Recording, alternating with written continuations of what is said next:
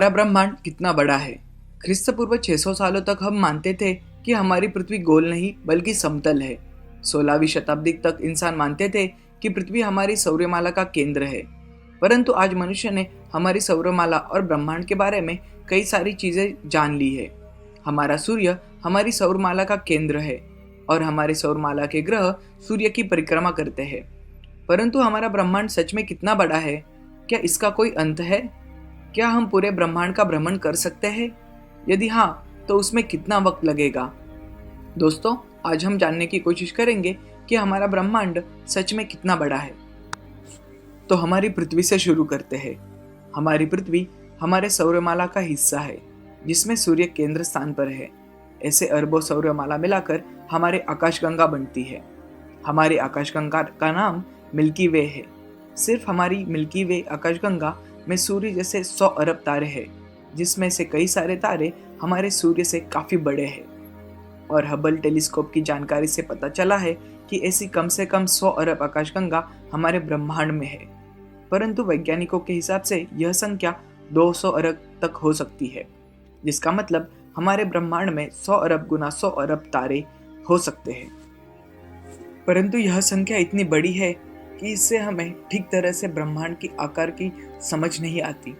इसलिए इसे समझने के लिए हम एक सीधा उदाहरण लेते हैं। हमारी पृथ्वी पर हर एक समुद्र तट पर रेती के कणों की संख्या जितनी है, लगभग उतने ही तारे हमारे ब्रह्मांड में हैं। इसका मतलब जैसे हम समुद्र तटों पर के रेती के कणों की गिनती नहीं कर सकते, वैसे ही ब्रह्मांड के तारों की सही से संख्या निकालना नामुमकिन है। इससे हमारा ब्रह्मांड कितना बड़ा है, इसकी कल्पना आती है। जैसे कि आप जानते हैं कि ब्रह्मांड के दो स्थानों का अंतर प्रकाश वर्ष यानी लाइट ईयर्स में मापते हैं। एक प्रकाश वर्ष यानी एक वर्ष में सूर्य किरण जितना दूर जा सके वो अंतर। सूर्य किरणों को सूर्य से पृथ्वी तक का 14.9 करोड़ किलोमीटर का अंतर पूरा करने में सिर्फ 8 मिनट लगते हैं। इसका मतलब एक प्रकाश वर्ष काफी लंबा अंतर है। हमारे ब्रह्मांड को हम दो प्रकारों में देख सकते हैं। पहला, ऑब्जर्वेबल यूनिवर्स, जिसे हम देख सकते हैं और इसमें पृथ्वी को केंद्र समझकर जितनी दूर हम देख पाए वो ब्रह्मांड का हिस्सा। तो देखते हैं यह ऑब्जर्वेबल यूनिवर्स कितना बड़ा है। मानो कि यह हमारा ऑब्जर्वेबल यूनिवर्स है। इसमें हमारी पृथ्वी को हम केंद्र समझते हैं, जहाँ से हम ब्रह्मांड के चारों ओर देख रहे हैं। हमारी पृथ्वी हमारी सौरमाला का हिस्सा है और ऐसी कई सौरमालाएं हमारे आकाशगंगा में है। हम इस सोलर इंटरस्टेलर नेबरहुड का हिस्सा है और ऐसी सौरमालाओं से हमारी मिल्की वे आकाशगंगा बनती है, जिसमें करीब 100 अरब सौरमालाएं हैं। हमारी आकाशगंगा हमारे लोकल गैलेक्टिक ग्रुप का हिस्सा है, जो करोड़ों आकाशगंगाओं से बना है और जो वर्गो सुपर क्लस्टर का हिस्सा है। वर्गो सुपर क्लस्टर में कई आकाशगंगाएं हैं और यह ब्रह्मांड के लोकल सुपर क्लस्टर का हिस्सा है। इस क्लस्टर में अरबों तारे हैं और अरबों ग्रह हैं जो तारों की परिक्रमा कर रहे हैं। यह लोकल सुपर क्लस्टर हमारे ऑब्जर्वेबल यूनिवर्स का एक छोटा सा हिस्सा है। तो ये था ऑब्जर्वेबल यूनिवर्स। अब देखते हैं दूसरा प्रकार, होल यूनिवर्स, यानी पूरा ब्रह्मांड। इसमें जो हिस्सा हम देख सकते हैं वो आता है और जो नहीं भी देख सकते वो भी आता है। जैसे कि हम जानते हैं कि हमारा ब्रह्मांड 13.8 अरब साल पुराना है। हमारे पास सूर्य किरण पहुँचते हैं तो हमें चीज़ें दिखाई देती है। इसका मतलब हमारा ऑब्जर्वेबल यूनिवर्स में हम किसी भी और देखते हैं तो ज़्यादा से ज़्यादा हम 13.8 अरब प्रकाश वर्ष देख सकेंगे। यानी हमारे ऑब्जर्वेबल यूनिवर्स का डायमीटर लगभग 27 अरब प्रकाश वर्ष जितना बड़ा है। परंतु यह सही नहीं है। हमारे ब्रह्मांड का प्रसरण हो रहा है, यानी वो एक्सपांड हो रहा है। इसलिए अगर 13.8 अरब साल पहले के तारे की किरणें आज हमें दिखाई देती है, इसका मतलब वह तारा और दूर जा चुका है। हमारे ब्रह्मांड का एक्सपांड यानी प्रसरण होने की गति बढ़ रही है। इस हिसाब से हमारे ऑब्जर्वेबल यूनिवर्स का डायमीटर लगभग 93 अरब प्रकाश वर्ष होगा, ऐसा वैज्ञानिक मानते हैं। रही बात पूरे ब्रह्मांड की, जिसे हम देख नहीं सकते क्योंकि इसकी प्रकाश किरणें हमारे तक अभी तक नहीं पहुंची। इसका मतलब हम ऑब्जर्वेबल यूनिवर्स के आगे नहीं देख सकते। परंतु क्या कभी हम इसके आगे देख पाएंगे? उसके लिए हमें क्या करना होगा? जैसे जैसे हमारा ब्रह्मांड पुराना होता जाएगा, हमारे पास प्रकाश किरण जो 13.8 अरब प्रकाश वर्ष से भी दूर है वो पहुंचते जाएंगे। इसका मतलब हमें सिर्फ वक्त बीतने की राह देखनी है। जैसे जैसे वक्त बीतेगा वैसे धीरे धीरे हमारा ब्रह्मांड का अनदेखा हिस्सा दिखाई देने लगेगा। नमस्ते मुलांनो, आज आपण 9वी हिंदीचा 7वा पाठ डॉक्टर का अपहरण हा पाहणार आहोत।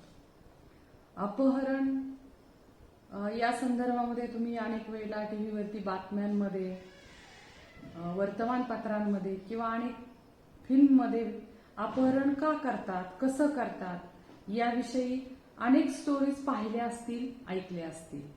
तर तसाच परंतु अगदी वेगळ्या विषयाकडे नेणारा आपला आजचा हा पाठ आहे, ज्या पाठाचं नाव आहे डॉक्टर का अपहरण। इसके लेखक है डॉक्टर हरिकृष्ण देवसरे। जिस तरह की आज तक हमने जो कहानियां देखी, इसमें ये निराली कहानी है। इस कहानी का प्रकार है वैज्ञानिक कहानी, क्योंकि लेखक जो है वैज्ञानिक बाल उपन्यास लिखने वाले लेखक है और इनका जन्म उत्तर प्रदेश में हुआ था। उन्होंने बहुत ही बाल साहित्य में बहुत ही इस तरह की कहानियां लिखी है और सबसे उनकी जो प्रमुख कृतियां हैं उसमें खेल बच्चे का, आओ चंदा के देश चले, मंगल ग्रह में राजू, उड़ती तश्तरियां, गिरना स्काईलैब का, दूसरे ग्रहों के गुप्तचर। तो ये सभी कहानियां दो बातों से ताल्लुक रखती है, एक तो बच्चों से और दूसरा ग्रह तारों से। अवकाश, ज्याला आपण मराठीमध्ये अंतराळ म्हणतो, सौरमंडल म्हणतो, अवकाशयान म्हणतो, या अवकाशातील ज्या वैज्ञानिक कथा आहेत, ज्यांचा अभ्यास तुम्ही विज्ञान आणि भूगोल या दोन विषयांमध्ये केलेला आहे, त्या दोन विषयांमध्ये जो तुम्ही अभ्यास केला त्याच्या कहाणी डॉक्टर हरिकृष्ण देवसरे यांनी आपल्या हिंदी साहित्यामध्ये लिहिलेल्या आहेत आणि त्या पुस्तकांची काही इथं नावं मी तुम्हाला त्यांच्या वाचून दाखवलेली होती। आता पहा, हा जो पाठ आहे, हा पाठ आपल्याला वैज्ञानिक दृष्टिकोन आपल्यामध्ये कशा प्रकारे निर्माण करतो त्याचं एक आदर्श उदाहरण आहे। आपण पाठाकडे वळूया। पाठाचं नाव आहे डॉक्टर का अपहरण। माझ्या माहितीप्रमाणे साधारणपणे नोव्हेंबर डिसेंबर मध्ये जगामध्ये कोरोनाची चर्चा सुरू झाली। मार्च मध्ये ती भारतापर्यंत पोहोचली, लॉकडाऊन झालं आणि संपूर्ण भारत देश जणू काही थांबला अशी परिस्थिती निर्माण झाली।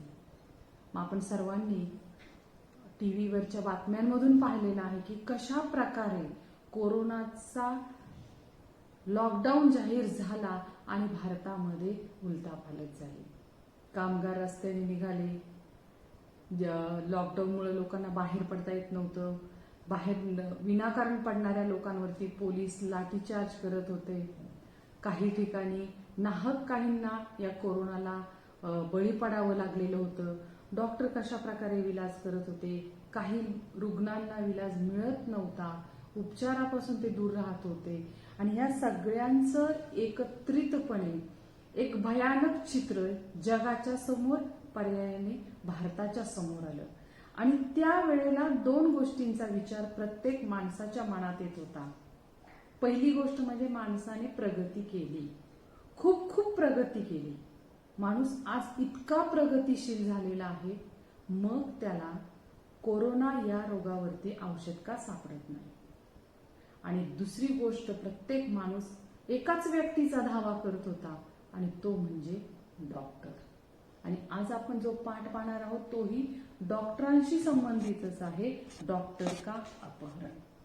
विशेष म्हणजे कोरोनाची जी ही पार्श्वभूमी आहे, ज्या प्रकारे आपण पाहिलं की विज्ञानाने तरक्की केली, वैज्ञानिक लोगों ने कई तरह की खोज की, निर्माण किया और इसके कारण मनुष्य प्रगतिशील बन गया और मनुष्य ने नई नई खोज करके नई नई तरक्की के द्वारे एक ऊंचाई का स्थान अपने लिए निर्माण किया। अगर मनुष्य ने इतनी तरक्की की है तो इस इलाज कोरोना जैसे रोग पर आज तक कोई दवा क्यों नहीं खोज कर रहा है? हम कहते हैं दुनिया में सबसे तरक्की करने वाला देश है अमेरिका। तो अमेरिका में तो कई लोग मरे पड़े हैं। इटली में भी वही स्थिति है। हम दुनिया के जितने भी तरक्की करने वाले देशों के नाम लेंगे तो उनकी स्थिति भी हमसे भयावह है। ऐसा क्यों है? अगर तरक्की की है तो दवा भी तो मिलनी चाहिए। इस तरह का विचार हमारे दिल में आता है तो हमें इस बारे में सोचना चाहिए। तरक्की से सिर्फ मनुष्य जो तरक्की कर रहा है उससे उसका जीवन सिर्फ खुशहाल ही बनेगा, ऐसा नहीं है। मनुष्य के जीवन पर इस तरक्की के विपरीत परिणाम भी हो सकते हैं। जैसे कि हमने देखा दूसरे महायुद्ध के दरमियान हमने देखा था कि अमेरिका ने जापान के हिरोशिमा और नागासाकी शहरों पर अणुबॉम्ब डाले थे। तो ये एक अणुबॉम्ब बनाना तरक्की का फल है और वहां के लाखों लोगों का मरना ये तरक्की नहीं है, तो ये विनाश है। तो इस तरह से वैज्ञानिक लोग जो भी खोज करते हैं हम उसका इस्तेमाल किस तरह से करते हैं उस पर निर्भर है। ये मनुष्य के तरक्की के लिए है या मनुष्य के लिए हानिकारक है। अब कोरोना के इस चलते भी लोग कह रहे हैं कि क्या ये किसी देश ने खुद वायरस बनाया है? अगर किसी देश ने इतना भयानक वायरस बनाया है तो इस तरक्की को हम क्या नाम दें? अच्छा कहे या बुरा कहे? मनुष्य के लिए लाभदायक कहे या हानिकारक कहे? तो हम तो इसे हानिकारक ही कहेंगे, क्योंकि अगर जिस तरक्की से मनुष्य को जीवन मिलता है वो तरक्की मनुष्य के लिए काम की है, लेकिन जिस तरक्की से मनुष्य का जीवन नहीं रहता है वो तो तरक्की ही नहीं है। तो इसी तरह की कुछ कहानी इस पाठ के माध्यम से हमारे सामने प्रस्तुत की गई। मैंने आप लोगों को इस पाठ के पहले एक वीडियो भेजा है जो आपको देखने के लिए कहा था, और आप फलक पर एक चित्र भी देख रहे हैं सौर मंडल का। तुम्ही भूगोलामध्ये सौर मंडळामध्ये कशा प्रकारे ग्रह तारे वगैरे असतात, ग्रह असतात, उपग्रह असतात, याचा भूगोलात विज्ञानामध्ये अभ्यास केलेला आहे। पृथ्वी, सूर्य, चंद्र, नेपच्यून, प्लेटो कोण कुठे आहे, कुठं कसं आले, आणि त्याला सूर्यमाला मराठीमध्ये म्हणतो आपण। आणि नंतर तुम्हाला भूगोलात आणि विज्ञानात असं शिकवलेलं पण आहे की आपण एका सूर्यमालेचे आपण भाग आहोत, अशा असंख्य सूर्यमाला अवकाशामध्ये आहेत।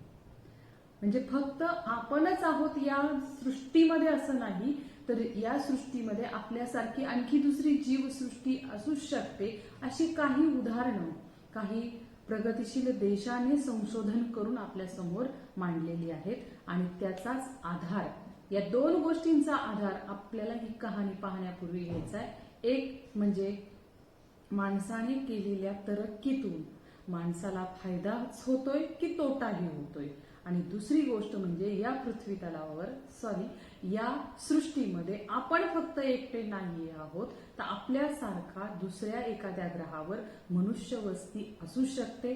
पृथ्वीवरती आपल्या काही समस्या आहेत, त्याच प्रकारच्या काही समस्या त्या ग्रहावरील लोकांच्या सुद्धा असू शकतात। तर याच्यावरच आधारित आणि पाठातून मिळणारा संदेश अतिशय सुंदर आहे।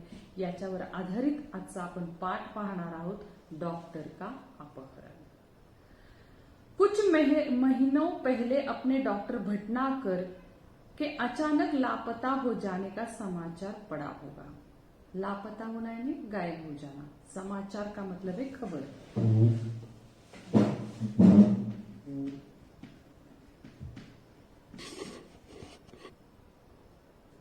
समाचार का मतलब है खबर। हम कई खबरें दूरदर्शन पर टीवी पर देखते हैं, समाचार पत्रों में पढ़ते हैं, या आजकल तो मोबाइल पर भी हमें खबरें पढ़ने को मिल सकती है। तो दुनिया में, हमारे देश में, हमारे गांव में कुछ भी अगर घटता है तो उसकी खबर बन जाती है, और वो खबर टीवी पर चलती है, समाचार पत्रों में चलती है, हमें मोबाइल पर दिखाई देती है, टीवी पर दिखाई देती है। तो उसी तरह इस कहानी के जो डॉक्टर भटनागर जी है वो एक दिन लापता हो गए और उनकी समाचार पत्र में खबर आई। लेकिन उसके बाद फिर उनके बारे में कुछ भी पता न चला, या उन्होंने कहा है लापता हो गए। लेकिन मैंने पाठ की शुरुआत में आप लोगों को बताया था कि आपने इस तरह के अपहरण की कई कहानियां देखी होगी, सुनी होगी, पढ़ी होगी। तो उन कहानियों में आपने देखा होगा कि किसी भी बच्चे को, किसी भी इंसान को अपहरण कर ले जाते तो उसका कुछ कारण होता है, ज्यादातर पैसे के लिए। तो भटनागर जी गायब हो गए, लेकिन गायब ही हो गए, उनका पता ही नहीं चल रहा था, इसलिए उसकी कोई आगे खबर भी नहीं आई। हुआ ये था, अब देखो वो किस तरह से गायब हो गए थे। हुआ ये था कि एक रात को लगभग 2 बजे उनके घर की कॉल बेल बजी थी। अब देखो डॉक्टर है तो मरीजों को इलाज करने के लिए उन्हें कभी भी देर रात तक कोई भी बुला सकता है, कोई भी उनके घर पर आ सकता है, क्योंकि डॉक्टर का काम ही ऐसा है। अब कभी एक्सीडेंट हो जाता है या कभी कभार कुछ भी इस तरह की अचानक से कोई आपत्ति उत्पन्न हो जाती है, तो इलाज के लिए डॉक्टर के पास लोग चले आते हैं। तो उसका कोई समय तय नहीं होता है।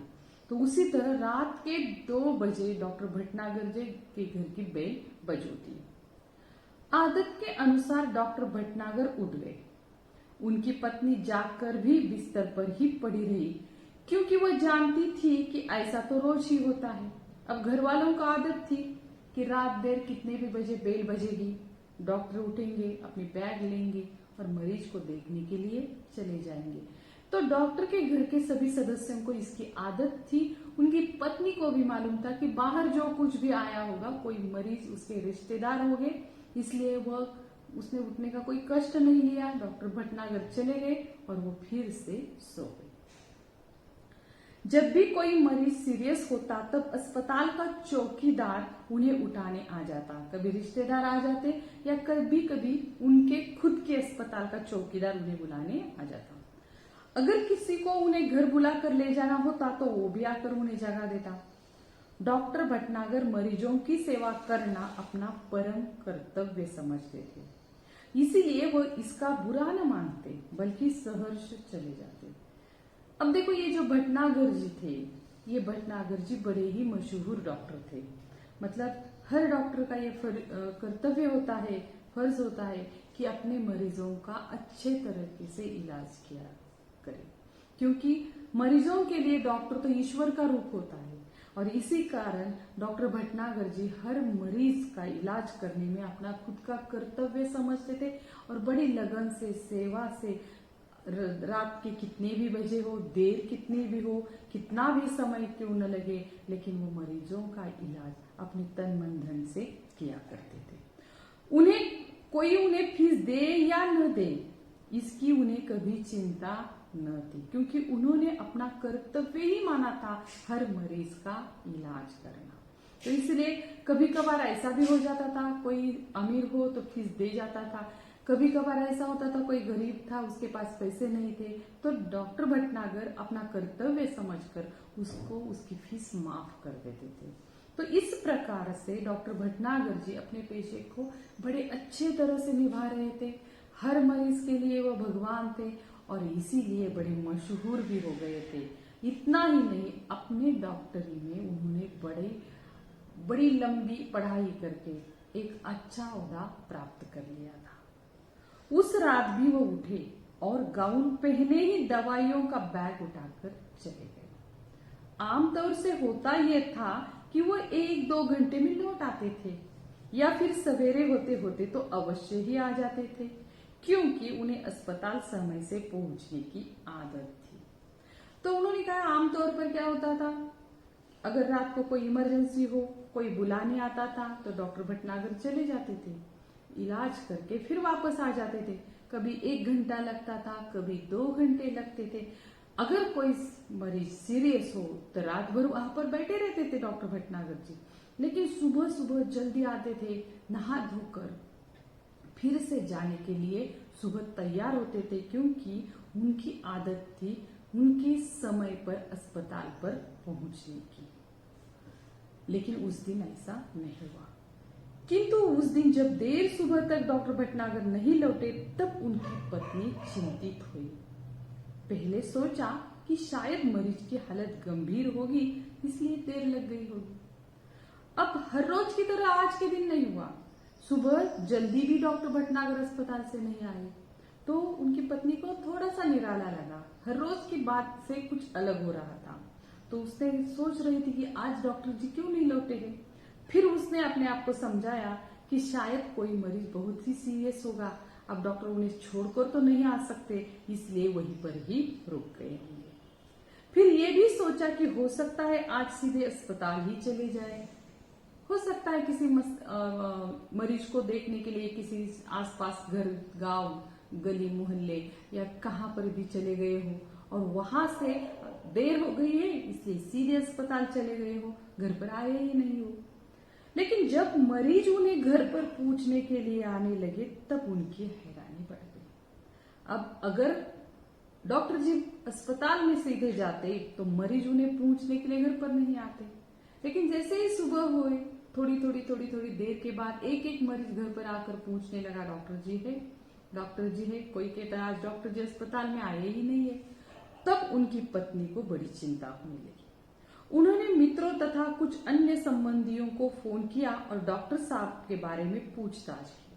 तो पत्नी ने उनके जो निकटवर्तीय थे, जो कुछ मित्र थे, जो कुछ अस्पताल में उनके साथ काम किया करते थे, उनको फोन करके पूछा क्या डॉक्टर जी वहां पर है, क्या डॉक्टर जी आपके यहाँ आए थे, क्या डॉक्टर जी के बारे में आपको कुछ जानकारी है।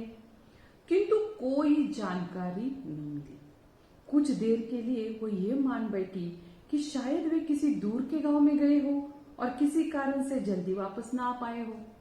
उससे अब देखो मनुष्य का मन है, जब भी कभी इस तरह की घटना हमारे जीवन में घटती है तो हम कई प्रकार से सोचते हैं, ऐसा हुआ होगा तो, वैसे हुआ होगा तो, क्या इस तरह से हुआ होगा, क्या ऐसे हो रहा होगा। तो उसी तरह से भटनागर जी की पत्नी भी सोचने लगी, हो सकता है यहाँ से बहुत दूर किसी गांव में चले गए हो, क्योंकि डॉक्टर जी मशहूर थे। डॉक्टर जी पूरे भारत में नहीं दुनिया में मशहूर थे अपनी डॉक्टरी के लिए।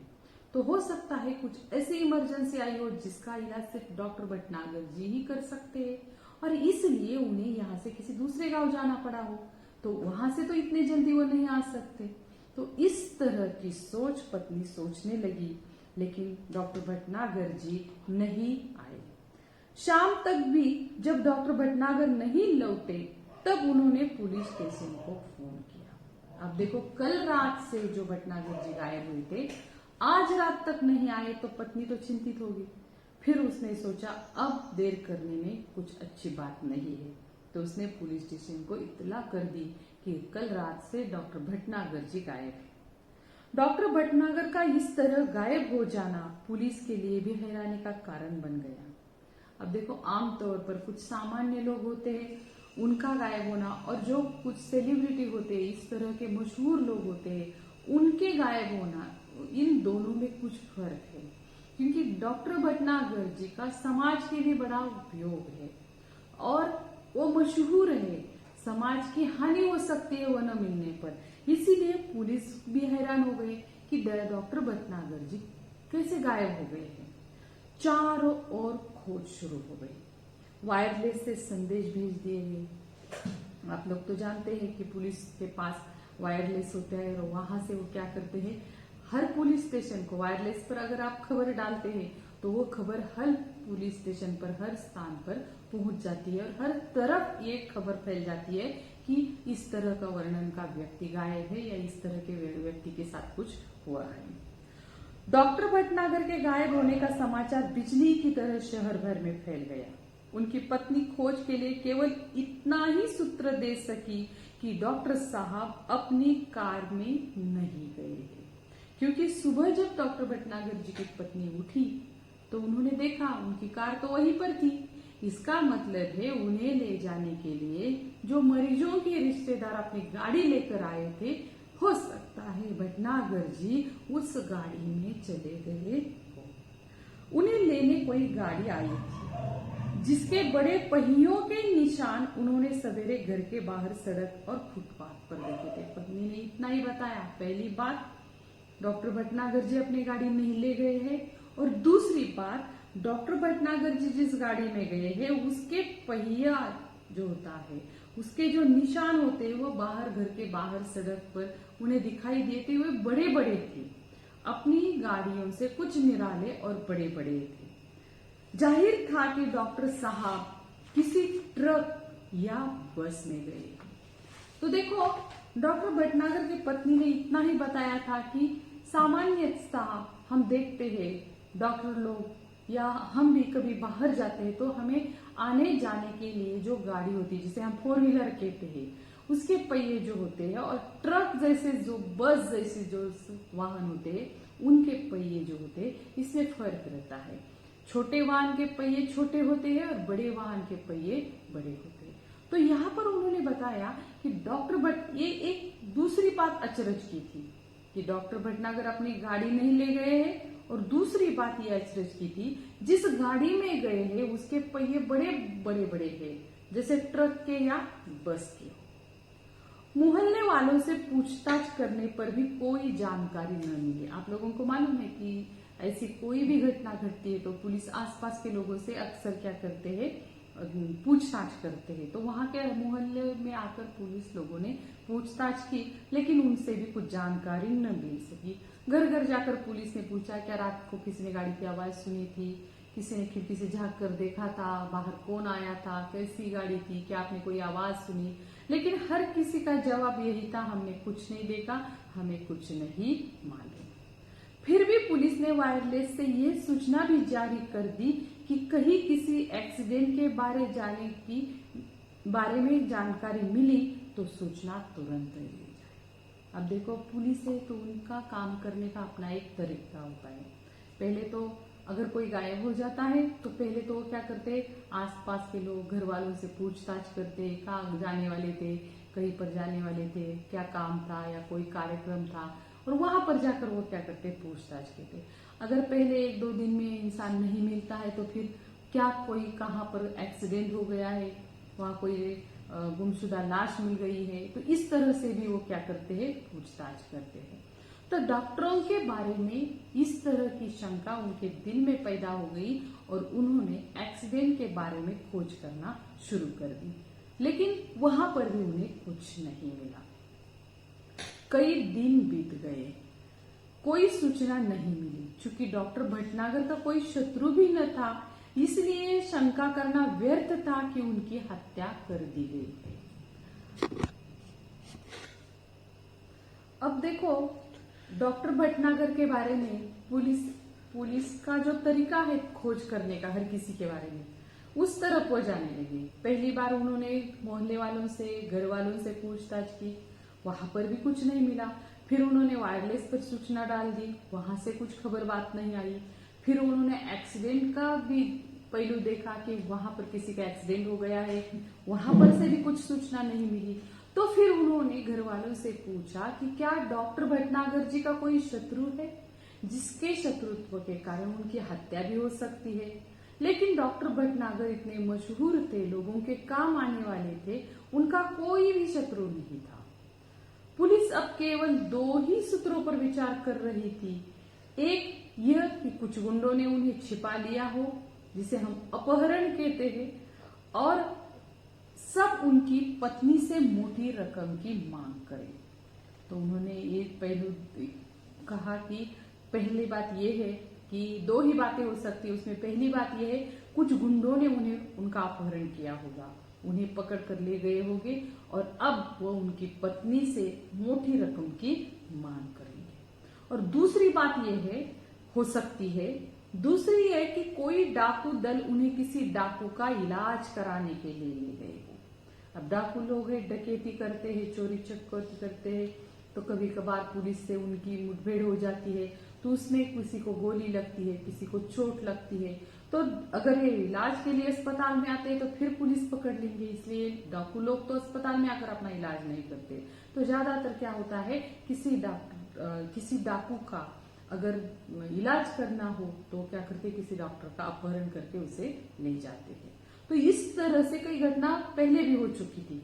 इसीलिए डॉक्टर भटनागर जी के बारे में भी यही सोचने लगे लोग कि हो सकता है एक तो गुंडों ने उन्हें छिपा लिया हो पैसे के लिए, यानी कि उनका अपहरण हो गया हो, और दूसरी बात ये कि किसी डाकू के दल ने उन्हें उठा लिया हो अपने खुद के इलाज के लिए। दिन पर दिन बीतते गए और डॉक्टर भटनागर के बारे में कोई जानकारी न मिली। उनके इस तरह रहस्यात्मक ढंग से गायब हो जाने से न सिर्फ पुलिस परेशान थी बल्कि लोग भी भयभीत हो गए।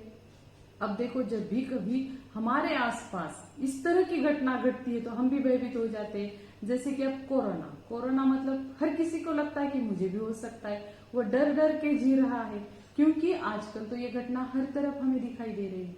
तो उसी तरह जब भटनागर जी गायब हो गए तो लोग सोचने लगे कि ये तो कितने रहस्यात्मक ढंग से गायब है। रहस्य मतलब उसकी खोज ही नहीं हो रही है, क्या हुआ उनके साथ ये रहस्य ही बना है। तो जिस तरह से वह गायब हो गए हैं, हो सकता है और कोई भी हो जाए, इसीलिए हर कोई भयभीत होने लगा।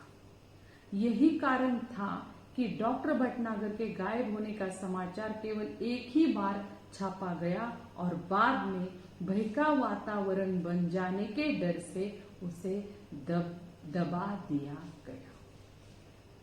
लोग भयभीत हो जाते हैं तो प्रशासन सबकी ये जिम्मेदारी होती है कि लोगों को भयभीत नहीं होने देना है, और इसी कारण उन्होंने समाचार पत्र में एक बार डॉक्टर भटनागर के गायब होने की खबर आई, लेकिन उसके बाद इस खबर को दबा दिया क्योंकि लोगों का भयभीत होना अच्छी बात नहीं थी। धीरे धीरे कई महीने बीत गए। श्रीमती भटनागर निराश हो चुकी थी। उनकी हालत पागलों जैसे हो गई थी। हर रोज सुबह उठती और दरवाजे पर आकर खड़ी हो जाती, जैसे वो डॉक्टर भटनागर के आने की प्रतीक्षा कर रही है। प्रतीक्षा करना यानी राह देखना।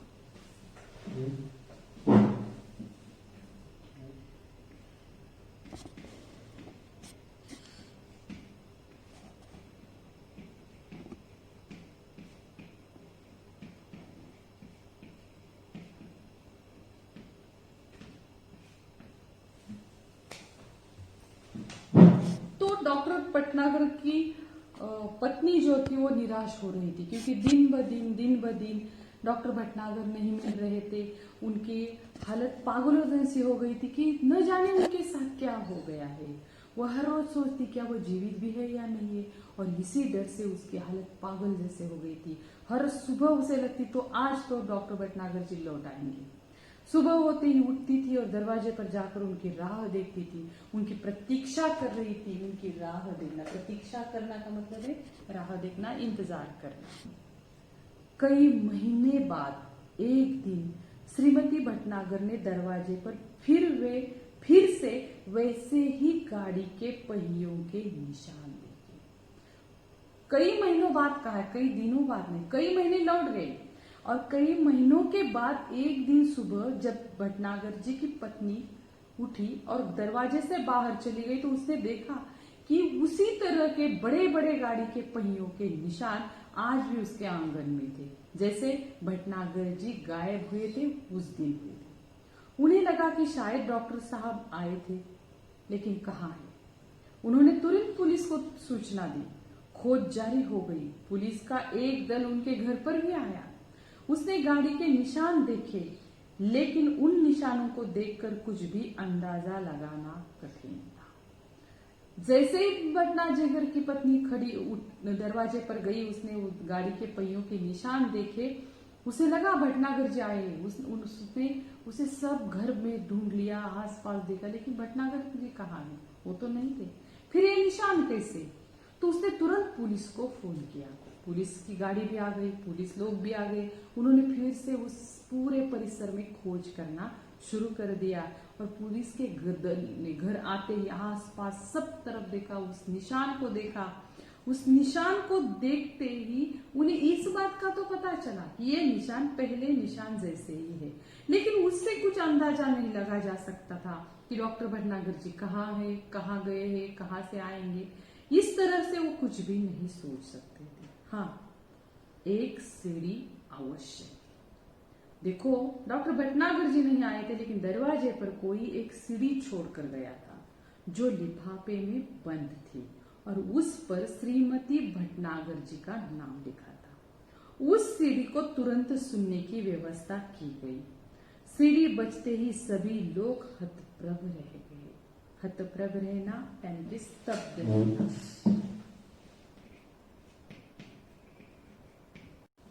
हतप्रभ रहना मतलब स्तब्ध रहना। कुछ बातें ऐसी होती जो हमारे बस की नहीं होती है, हम कुछ भी नहीं कर सकते, तो उन्हें उस वक्त हम कहते हैं कि हम स्तब्ध रह गए, हम कुछ नहीं कर रहे, कुछ नहीं कर सकते हैं। जैसे कि आजकल कोरोना के कारण हम सब हतप्रभ है, कुछ भी नहीं कर पा रहे हैं। तो इसी तरह से डॉक्टर भटनागर जी के बारे में था। एक सीढ़ी सिर्फ आई थी उनके लोगों के पास, पता नहीं था उस सीढ़ी में क्या था, लेकिन जैसे ही सीढ़ी मिली तो लिफाफा खोला गया, सीढ़ी देखते ही उस सीढ़ी को सुनने की व्यवस्था की गई और सीढ़ी बजते ही सब लोग दंग रह गए, स्तब्ध रह गए। उन्होंने कभी ये सोचा ही नहीं था कि डॉक्टर भटनागर जी के साथ ऐसा भी कुछ हो सकता है या किसी भी मनुष्य के साथ कुछ ऐसा भी हो सकता है। तो क्या था उस सीढ़ी में? क्योंकि उस सीढ़ी में खुद भटनागर जी कुछ बोल रहे थे, कुछ लोगों को बता रहे थे। उसमें डॉक्टर भटनागर जी क्या बोल रहे थे, देखिए। तुम सब लोग मेरे लिए परेशान होंगे, शायद अब मरा हुआ समझ लिया हो, लेकिन मैं जिंदा हूं और बिल्कुल ठीक हूं। सबसे पहले तो डॉक्टर भटनागर जी ने अपने परिवार को ये बताना बहुत ही जरूरी समझा कि मैं जिंदा हूं और बिल्कुल ही ठीक हूं। इसीलिए उन्होंने पहला वाक्य कहा है कि तुम सब मेरे लिए परेशान होगे, लेकिन मैं मरा, मुझे जो समझ रहे होंगे कि मैं शायद मर गया हूं, तो नहीं, मैं जिंदा हूं और बिल्कुल ठीक भी हूं। तुम लोगों से, लेकिन मैं कहाँ हूं ये देखो उन्होंने कैसे बताया है। तुम लोगों से कई करोड़ मील दूर मैं एक अन्य सौर मंडल के ग्रह में हूं।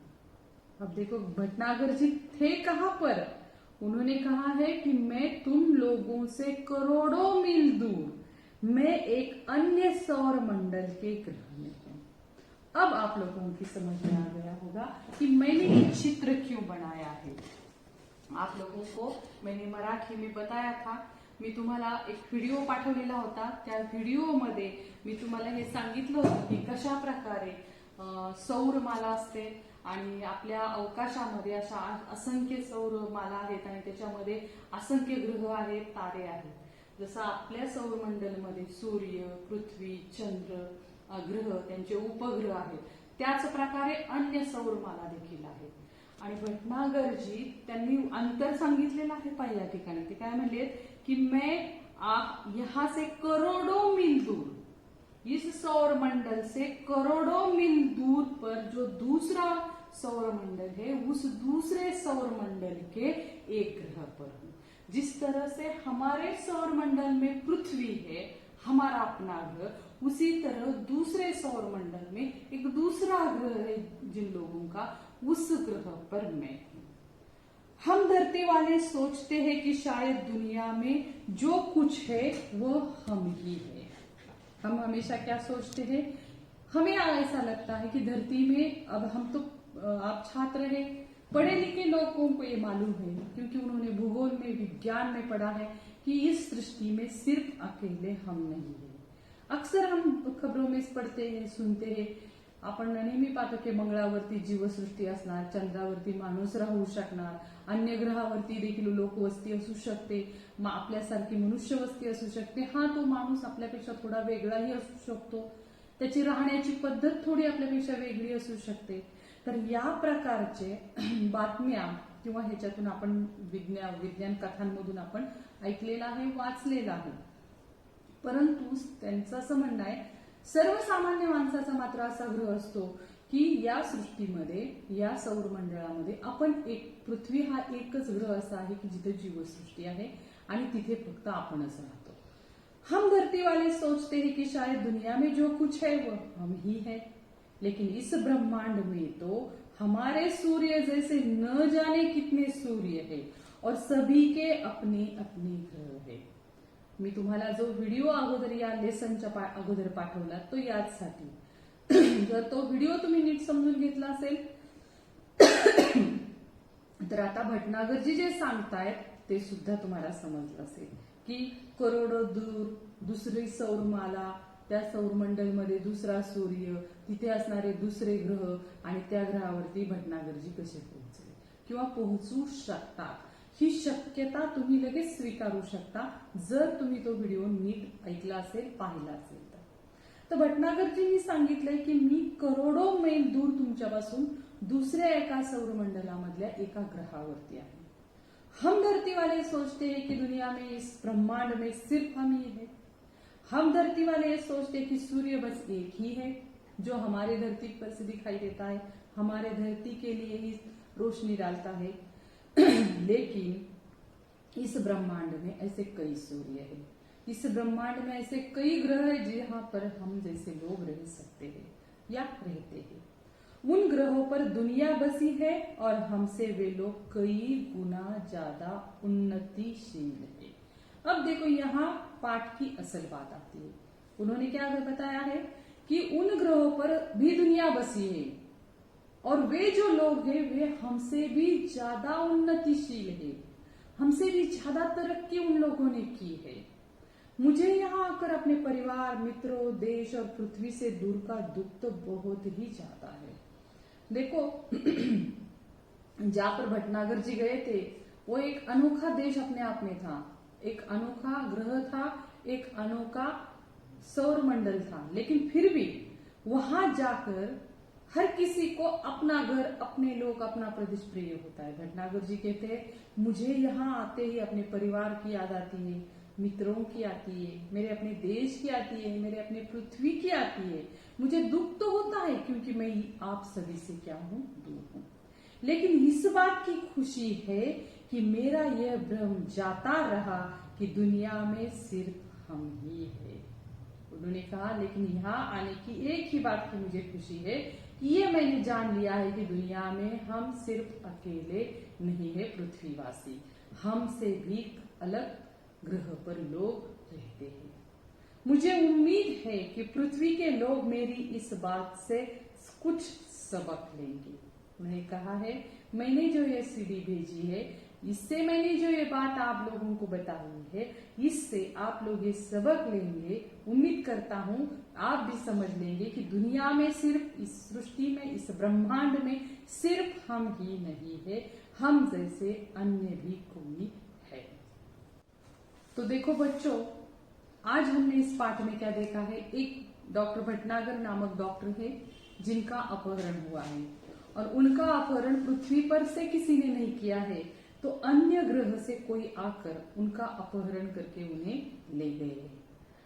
आज के पाठ में हम सिर्फ इतना ही देखेंगे कि उनका अपहरण हो गया है और हमें इस बात का पता चला है कि इस ब्रह्मांड में, इस सृष्टि में सिर्फ हम अकेले नहीं है, हम जैसे कई ग्रह है और उन अन्य ग्रहों पर भी हम जैसे लोग रहते हैं या हमसे कुछ निराले लोग रहते हैं। लेकिन यहाँ पर एक शब्द का लेखक ने प्रयोग किया है, उन्नतिशील है। दुनिया बसी है और हमसे वे लोग कई गुना ज्यादा उन्नतिशील है। तो मैं आज हमने जो पाठ में देखा उस बारे में फिर से चर्चा करूंगी। उन्नति, प्रगति जिसे कहा है, तरक्की जिसे कहा है, तो हमने ये देखा है पाठ की शुरुआत में या आजकल के इस कोरोना से हमने ये सीखा है, मनुष्य ने जितनी तरक्की की है वो सभी की सभी तरक्की सिर्फ मनुष्य के फायदे के लिए नहीं है। कुछ तरक्की ऐसी भी है जिससे मनुष्य को लाभ होने के बजाय हानि होती है। अब हम अगले पाठ में ये देखेंगे, ये जो उन्नतिशील लोग हैं इन्होंने डॉक्टर भटनागर जी का अपहरण क्यों किया है, उनकी उन्नति किस बात में है और क्या उन्नति से उनके ग्रह पर भी उन लोगों को सिर्फ फायदा ही हो रहा है या कुछ उनका नुकसान भी है।